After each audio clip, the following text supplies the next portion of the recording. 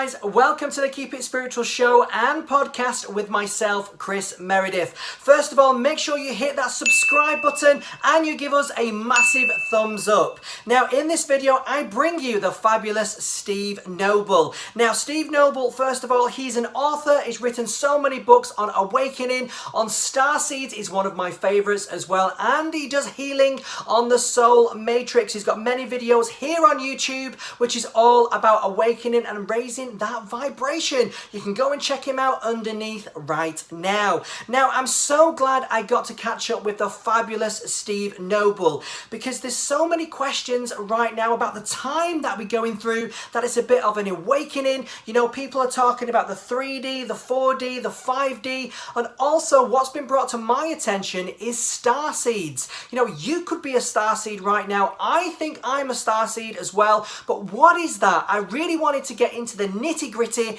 and also, you know, in the simple terms, what is a starseed? Where do we come from? You know, what are other star races? And of course, what is Ascension? I wanted to know what all that was about, and of course, the fabulous Steve Nobel was there to answer all my questions. And first of all, what a guy he is as well. So I hope you enjoy this fabulous chat with Steve Nobel on the Keep It Spiritual show and podcast.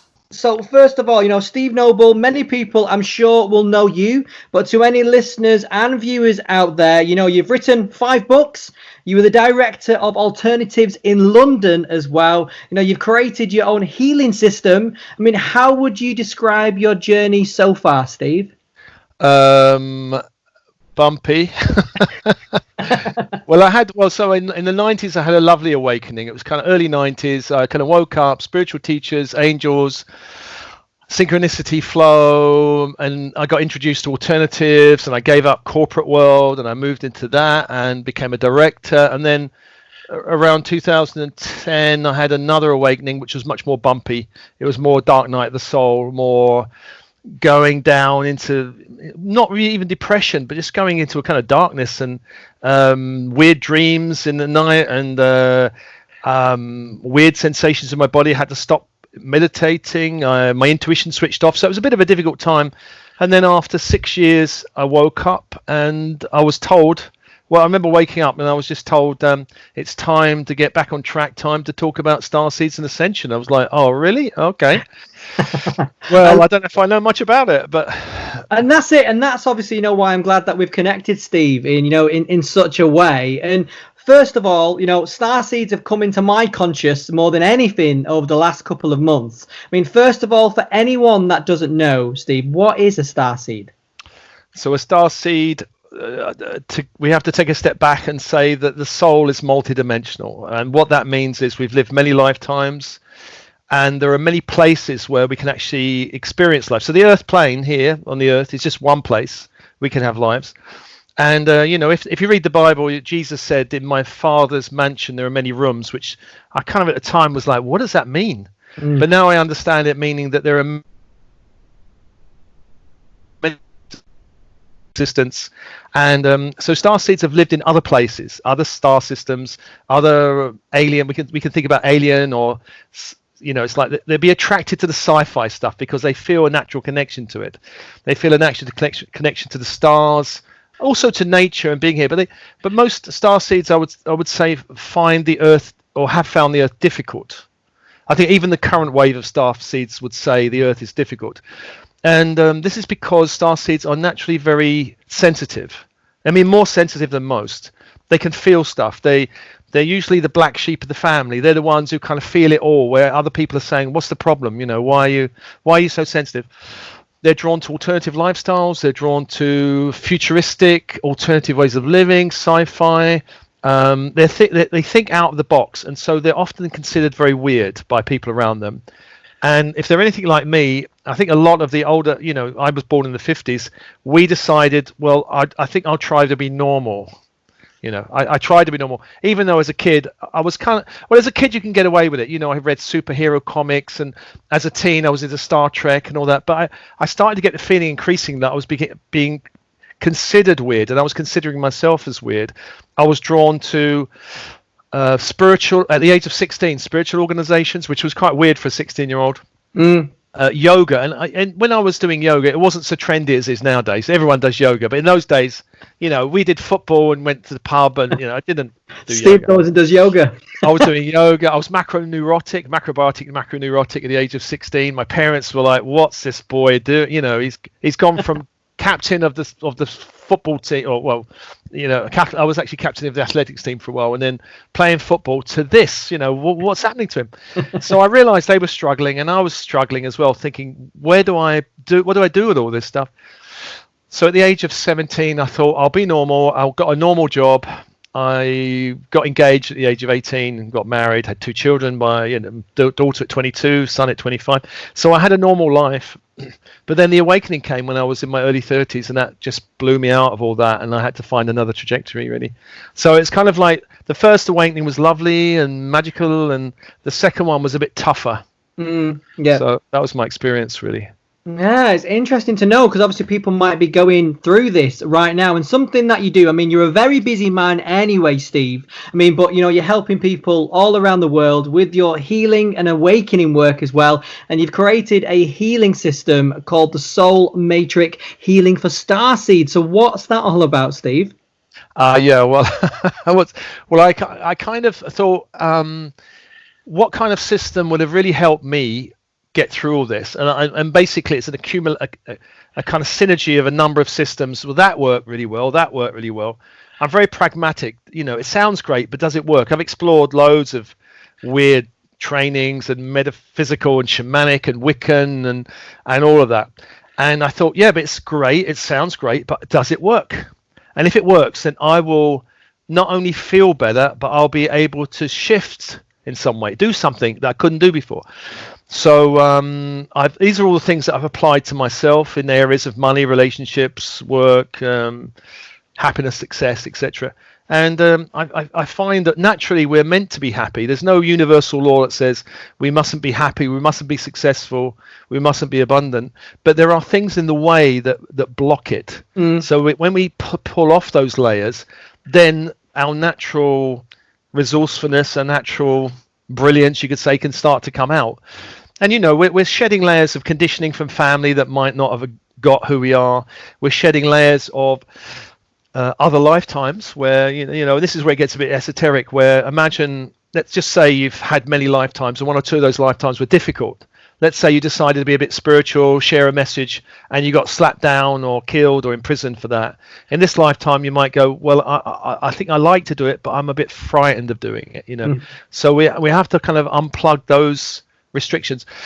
And then there's the other one is Bloodline Energies, which is a lot of coaching. I mean, I trained in coaching and all this. It's very much about me, the individual. I can dream, I can do it, I can change my beliefs. But actually, we're embedded in bloodline energies, and those bloodlines have a big impact on us. Our mother and father line. If you think, just take one of those lines, your mother line, for example, that line doesn't go back 10 generations. It doesn't go back 100 generations. It doesn't even go back 1,000 generations. It goes back way beyond that. And the accumulated energy of that, we're part of.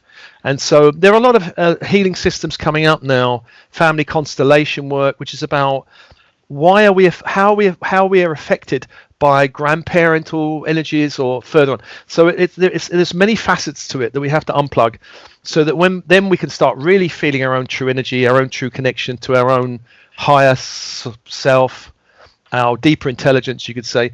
We're pulling out all the stuff that keeps us locked in the box, and then we find we can do stuff like when I was working in the bank years ago, and someone said to me, well, Steve, one day you're going to be coaching, you're going to be healing, you're going to be writing books, you're going to be doing webinars, you're going to be doing podcasts. I'll be going, what? I'm shuffling papers, I'm doing the shopping when I get home. I don't even know what you're talking about. So, but once I'm on the path, once all the stuff gets pulled away, then I find actually I can do, it's a bit like the Matrix, I could do Kung Fu, it's a bit like that. I mean, I'm not saying that suddenly I can fly through the sky, but there are things that we can do that before we thought, I don't know if that's possible for me. Yeah. That suddenly become possible, like channeling. So I've got this YouTube channel with 93,000 people on it, and a lot of that is channeled meditations, transmissions. If someone had said to me 10 years ago, you'll be doing that, I'd be going, you must be. I'm never going to do that.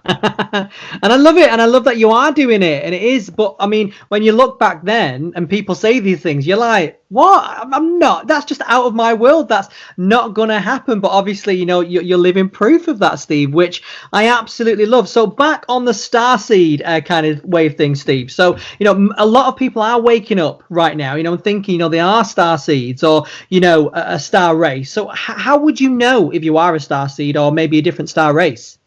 The biggest sign, I used to get clients saying, am I a starseed? I'm not sure if I am one. Can you check? So I mean, I have pendulums and things, you know, like, and charts, and I go, well, let me check. And then I realized, you know what, if you're attracted to someone like me, you're going to be one. There's no way that you'd be interested in anything I have to say if you're not one, you know. And so there's a difference between, I mean, starseeds can be skeptical, of course. When they're asleep, they're like, you know, arms crossed, what's all this stuff, you know. But there's an interest. So I had some young woman once, she heard I was doing starseed workshops, and she was from Eastern Europe. I can't remember where from actually, but she sat on, I remember her sitting on the sofa and next to me going with arms crossed, looking at me going, so you're the guy who does all this starseed stuff, aren't you? But her body language is a bit closed, you know. But her attitude was, I want you to tell me more about this. I want to know. I don't know why I want to know, but I want to know. And that's usually starseeds. Their mind, we're trained in the school system, which is 3D, left brain, you know, can we prove it? Does some experts say it's right, therefore it must be true, you know. But actually, when we come to a spiritual path, we're trusting something deeper in ourselves, which is there's a feeling tone or a resonance which says, I don't know how this could be true, but something about it really pulls me. I need to know more. And when I woke up or started to wake up in the early 90s, I remember this teacher, a spiritual teacher, saying to me, we create our reality. And or as a channel, I think I heard it from. And I listened to that. My mind was going, what? But my body was going, whoa, what's that?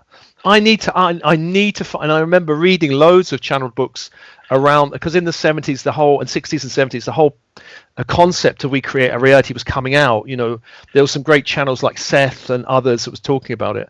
And I read those books trying to understand, and my body was going, yes. And my mind was going, whoa, how is this possible? And then I remember a healer saying to me, okay, we create a reality. And she said, well, this is how you can do it. And this is how you can start practicing it. So, I started practicing on car parking spaces and things like that. And I thought, I'm manifesting a car parking space. Are there really angels interested in my car parking? Really?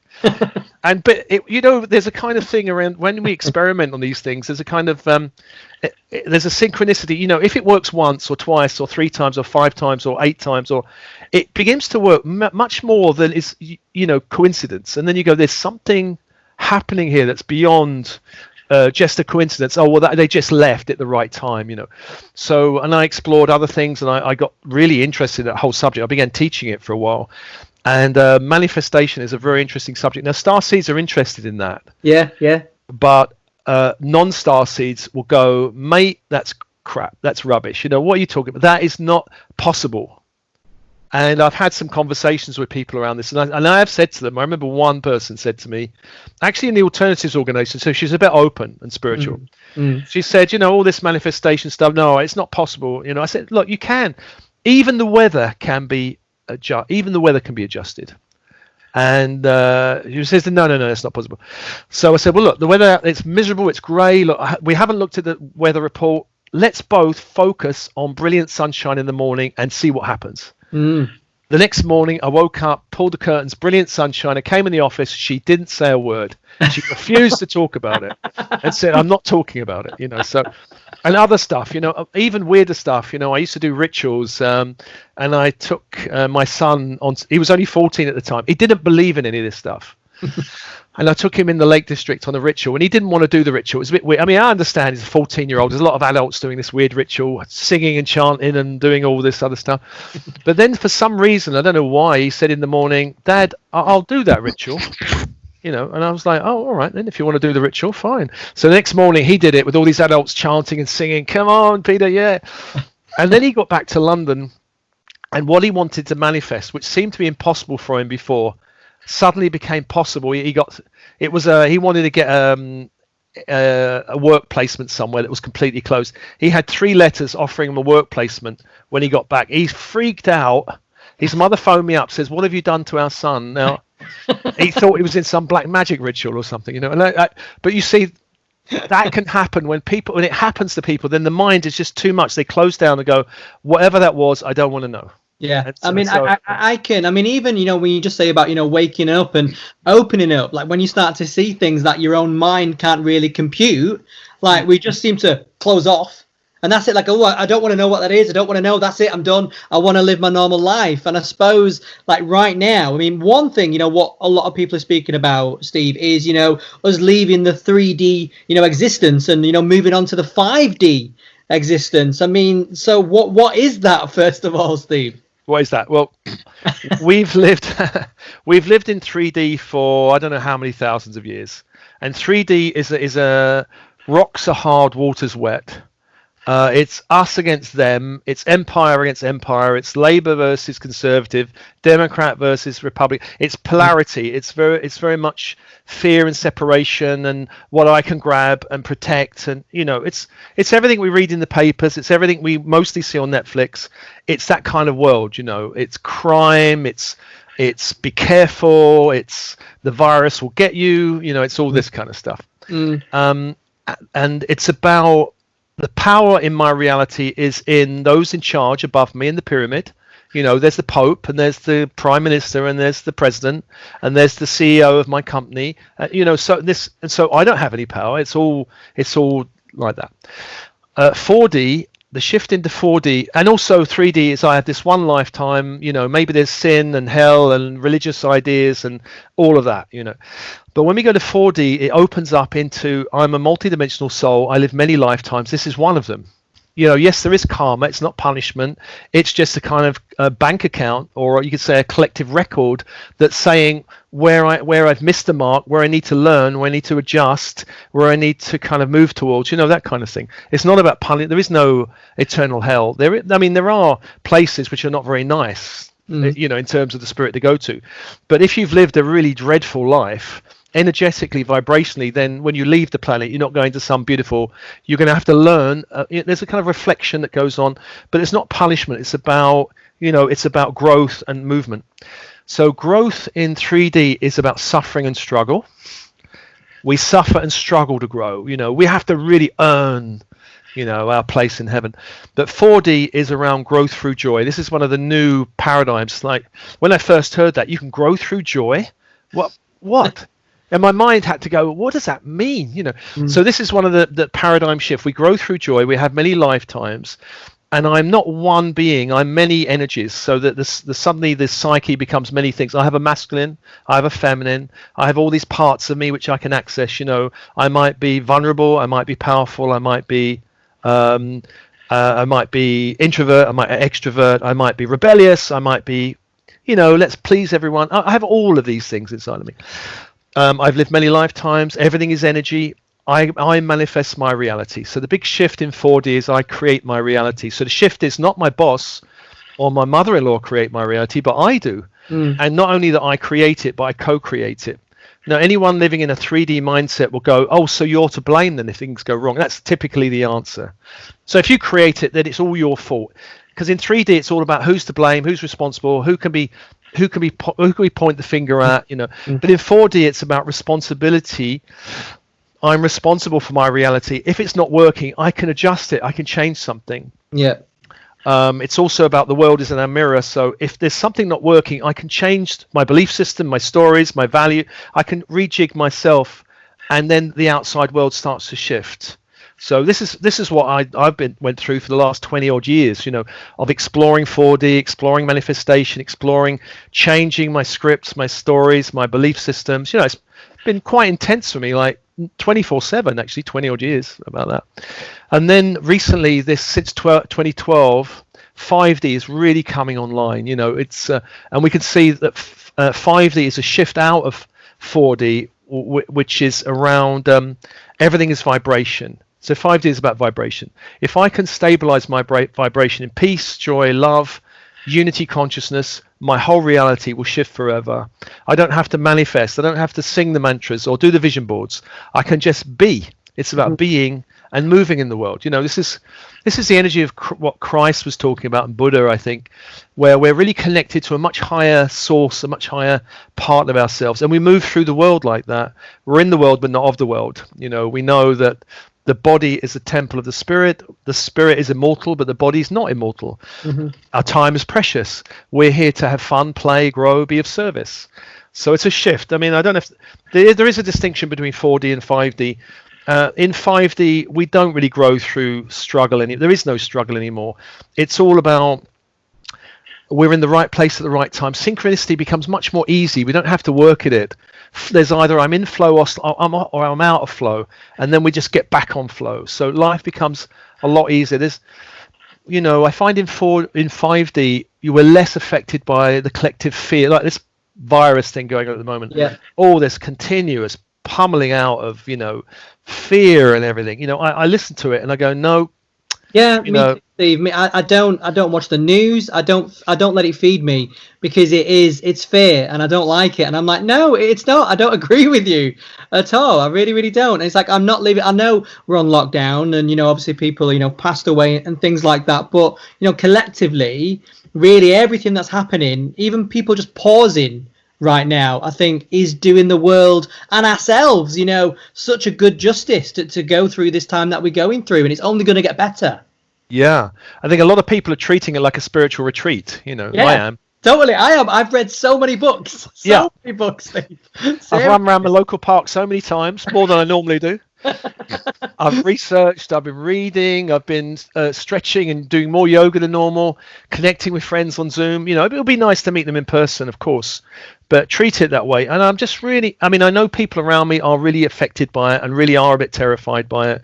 You know, I had this encounter in the park not so long ago where there was a few people walking along a pathway and the social distancing didn't work because everyone kind of came to this bottleneck.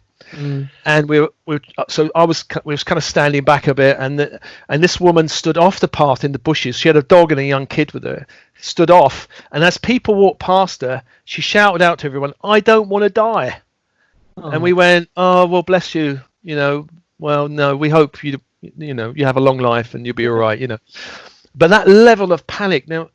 If people are buying into this, their immune systems are going to be seriously compromised because fear and all these energies, and if we're really believing we have no power against some invisible virus, then of course we're compromised immediately. And there are other factors involved in that, in the virus thing. But and so what we need to do is not buy into it and actually switch off the news. I don't want to watch any of it. Even there was a charity show with celebrities singing, and interspersed with all the stuff about the virus. And I'm like, I don't want to know. You know, there are people passing over every day in the world, and you know, bless them. May they step in the light. And I don't wish, you know, to have a shorter life than normal, but it's gonna happen. And you know, as soon as the world does get back to normal, as quickly as possible, the better, I think, for everyone. But, you know, at the moment, social distancing and lockdown, you know, but let's hope we return to normal as quickly as possible, really. Definitely. Here with that, Steve. Definitely. So myself, you know, Sirius has been coming up in my conscious a little bit, Steve, as well. Can you tell me more about that? Because I'm really intrigued about this. The star system Sirius. Okay, well, as a star, it's the one in the sky that's pointed at by the belt of Orion. So if you look up in the sky in the winter months, you can see three stars that kind of point down at an angle towards a brighter star, and that's a Sirius star. Right. And the pyramids of Egypt were all built in alignment with that belt of Orion and the Sirius star. So so if I remember rightly, the Egyptians thought that Sirius was the home of, I think it was connected to ISIS. I believe so. Anyway, but in terms of the star race, Sirius star race, the Sirius star race has a lot of connections with the Earth. There is something called the Great White Brotherhood, which is it's a kind of organization that oversees the evolutionary development of humanity. And there are a lot of very high frequency beings there. You know, the avatar Jesus is said to belong to that Great White Brotherhood, as well as another order of Melchizedek he belongs to. So there is that. There are a number of star races in Sirius. It's not just one race. and some of them are not completely human looking. There are feline races, a lion races, that look humanoid, and mixture of humanoid lion, humanoid cat, and other races. People are having contacts with the Syrians, and the Syrians are very good psychic surgeons, for one thing. They're actually really, really good at psychic surgery. So if I have any problem with any alien nonsense, which we do have from time to time, I'll call on two sets of beings, mostly the Arcturians, which are brilliant at releasing alien interference, and the Syrians, which are brilliant at psychic surgery. They'll just pull in and pull out gunk, so I mean, part of the healing system I do involves extraction, because we are interfered with from time to time, and energetically those things can be pulled out and released. So the Syrians are really good. And so one thing you could do in meditation is ask to connect with the Council of Sirius, which is a kind of overlighting body that overlights the whole system, and ask for a connection to that kind of that group of beings, and just ask, okay, tell me what next, where am I going, what should I be doing, what energies do I need to connect with, and that kind of thing. It's so exciting, Steve. It really is. I mean, we've got to talk about as well, you've got your site, which is called the Soul Matrix, which I absolutely love, Steve. It's a free online library as well, to support people going through, the awakening process, which, for me personally, has been great to go on and have a look at. I mean, was this important for you to offer that, for people like me? Yeah, so part of my journey has been from the corporate world. I became a director of this organization called Alternatives for 13 years.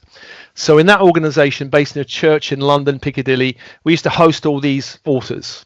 And so I took it as this was my mission, my love, my vocation, and service. And we're offering, people paid 10 quid to get in the church, and they had a talk, and there was workshops. And then a part of my job there was to put a load of stuff online for free. I just said to the guys there, look, let's put a whole library, a whole podcast, let's just put a load of stuff for free and give out as a service. And so that's what I did when I was there. When I left there in 2000, I did the dramatic Winter Solstice 2012 exit. I thought I'm going to be a drama queen. I'm going to make it really good. So on that day, I was out. I was gone. It was a big ritual in the church. Yeah, we had a big Winter Solstice ritual. It was my last ritual, because every year we used to do a ritual in the church, calling the directions, calling all helpful beings and everything. So and getting drummers in and dancing and everything. So I left then. So then my mission was, well, if I'm not doing that, what am I doing? And then I went through the dark night, and I came out and I said, right, now it's about service. It's about creating a lot of content for people to help them on this awakening process. Yeah, I could offer a workshop or whatever, or a one-to-one session, but that's not going to help someone in Reykjavik or someone in New Jersey or someone in Moscow. Mm-hmm. So I started at the beginning of 2016, starting my own library. And initially it was just audio, and then I remember when I was mostly doing interviews and stuff like that. Then I was in Greece, and I got this first download of transmission, and it was this goddess energy, Earth Star Goddess, I think was one of the first ones I did. And I'm like, seriously, I am not going to do channeling goddess energies. I'm not a goddess. I've got other physical bits to me. I'm not really, get a woman to do it. But then I was getting, being difficult, just do it. And I was like, all right, I'll do it. So I did it, and now I've done a lot of I kind of like doing these goddess energies, So what I decided was, what I said to the universe was, all right, so if I do give all this stuff away, I still want to pay the rent, and I want to eat. So that was my deal with them. Okay, if we can do this, then I'll do it. So the first year and a half was a bit edgy, I must say, in terms of eating. Paying the rent was always manageable, but some weeks was, is there any money in this week? Is there anything happening? Because I didn't think it was a great business project. My head was going, Starseeds, it's not really the best, project out there. Who's going to come? Who's going to be interested in this? But my body went, all right, I'll do it. And so, and the library grew. Then I got the message, make it more professional, make the editing and the video, make it video as well. So then I started a video channel, and then eventually I did get more professional. I had to learn on YouTube, how do I do video editing, and I actually hired a sound engineer. Can you teach me? And then I had 5 sessions. Well, he's mostly talking about his girlfriend. I remember the guy at the time. I say, no, can you tell me about this software? Yeah, very nice about your girlfriend. And he kept being distracted by his girlfriend. And then I learned about it, and so then I started to just put it out there, and it started to escalate. I remember looking at it. 10,000 people on my channel. Oh my God. And now it's like 93. It's just it's this kind of, I think people referring and going, oh, listen to this guy's kind of interesting.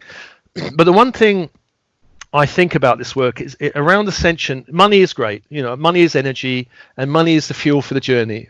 I don't particularly have I'm not a high maintenance person. I have pretty easy needs. I do like my bling jewelry. I don't know if you can see. I've got all this beautiful rings. Yeah. I do like my Moldavite and my. So I have some, and I've got this.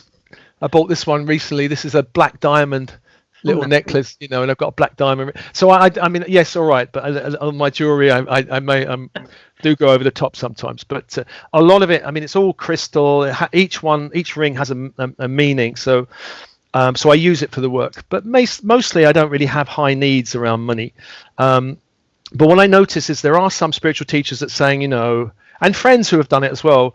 Look, buy my program for $10,000 or my mentorship. And I'm looking at it thinking, well, yeah, there's an honoring of your abundance clearly, but how much of that is service to the greater collective, really? Mm-hmm. If you're locking, even if 20 people. So if 20 people buy a program for $10,000, that's it's a lot of money, $200,000 a year. Yeah. But 20 people are getting probably a high benefit. But what about all the others who can't afford $10,000? So I do have a kind of thing that I do charge for webinars. They're not very expensive, and I charge for one-to-one sessions. But everything, and if I do a workshop in New Jersey or Portland, I'll charge some money. But everything else is free, and it seems to work. I pay the rent and I can afford the food. And I think that's what it's all about there, Steve. I mean, you've hit the nail on the head, really, because you're not being greedy with it, and I think that's important to work. I always say, working with the light. It's not about money. It's about being kind to people, and if people can get this information, and it kind of their vibration kind of rises up. That's great for you. It's better than money. Yeah. Oh, it's great, and the other thing is that I've noticed is that, so I did a workshop in New Jersey and Portland last year, and these people come along, all of them listen to all the transmissions and meditations, and all of them are completely like, oh my God, it's Steve, he's here. I could have just said, look, you're Jesus Christ now, and everyone would have gone ignited. Yes, we are. It's almost like it worked for them so much that anything I would say to them for their own, in alignment with their own good, would activate much more powerfully. So I found there was another benefit for it. So if someone comes for a session, it's not like, well, I've never heard of you, mate, give me a session. They go, I've listened to your stuff, I'm already moved, I'm already open. So they're already half gone on the healing journey. So it's had that effect as well. So that was completely unintentional. Yeah. I love what you've done with it. And of course, on the Soul Matrix, you've got your free book there, which is called Starseeds, which is free to download. So what was your inspiration for that book, first of all, Steve? Oh, well, that book, I think I wrote that in 2016. So it was a time when I had a lot of time on my hands because I only had about one client a week, or I wasn't doing a lot, and I was like, well, what do I do with all my time? And I thought, well, I could write an ebook. I've never written an ebook. I've written other books which got published, but I thought I could write an ebook. So I wrote this 50 or 60 page ebook, and I got my then girlfriend to check out the punctuation and everything, and that was good. And I designed the cover, and I just put it up there, and it's had 60,000 downloads. Wow. And then people would go, oh, I read your book. But really, that book, I was able to really give my story. I didn't have to worry about any publisher going, we don't like that, or we don't like this. So I self-published. I was completely free. I could say what I liked. And so I just gave a synopsis of my story, synopsis of kind of what Starseeds are, the kind of pitfalls they have, and what can help. And it's a quick read. It's 50 pages, so it's not going to take them 6 months to get through it. And when I look back, I think that was the most powerful things I've done, really, because I wrote all these other books. One of them took me 4.5 years. It was a good book because it's my Dark Night of the Soul. But really, when I think what it did, it's 60,000 people have not read it. Yeah. Maybe 5,000. So this one, it's had more impact. So I'm like, really, I must write another ebook. I think you should, Steve. I really think you should. I'd look forward to that coming. Yeah. You would. It's a fabulous book, and it's great to find out about your journey as well, because it is inspirational. So, last question for yourself, Steve. What guidance have you got for anyone that's waking up right now? Yeah, we're in a really interesting time right now.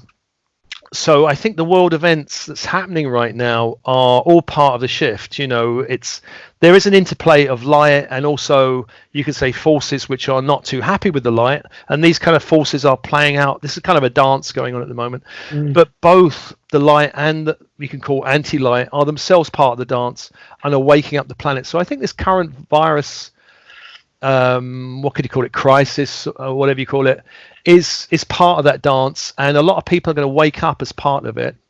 I think those people who've already woken up are already kind of seeing it as part of a spiritual retreat. I'm going to enjoy it and I'm going to meditate more and whatever. And but people who are a bit new to it are really in the dance of, they have to learn to purge out of their system the fears of the collective, because there's a lot of fear being generated, and starseeds are sensitive. And so if people are feeling anxious, I bet you that a lot of that anxiety is not even yours. It comes through the media, it comes from people around you. You have to learn to purge it. There are meditations on my channel, but a simple way is, imagine standing under a waterfall of light and releasing everybody else's energy that's not yours, and asking for alignment with your own true energy. And you'll feel better, because I know in myself, if I'm taking on other people's energy, I start to feel heavy and not so good mentally and emotionally and physically. When you purge, suddenly I'm back to myself. So that's be careful about taking on other people's energy, fear, anger as well, because there are people who are angry about the whole thing as well. Frustrated, all of those emotions, they're not yours. Get rid of them out of your system. And on average, I find most people have at least a third of the emotional energy they're carrying is not even theirs. So purge other people's energy out of your system. You don't need it. Love it, Steve. Well, Steve Nobel, thank you very much for being my guest on the Keep It Spiritual podcast and show. Thank you very much, Steve. Thanks, Chris. Thank you. That was the fabulous Steve Noble right there. I really, really hope you enjoyed hearing from Steve, and I hope it maybe helped to answer some questions you've got right now. Maybe it's about raising that consciousness, and maybe you've not been feeling like yourself right now, but hopefully after that you do, and you could be a starseed. So first of all, welcome starseeds, and of course light workers. Now for anything about Steve Noble, it's all down there in the description. And once again, thank you so much for watching this video. Give us a massive thumbs up, and if you've not already, subscribe. That's what it's all about. Now until the next video and podcast on Keep It Spiritual, keep safe, keep well, and love and light. See you later.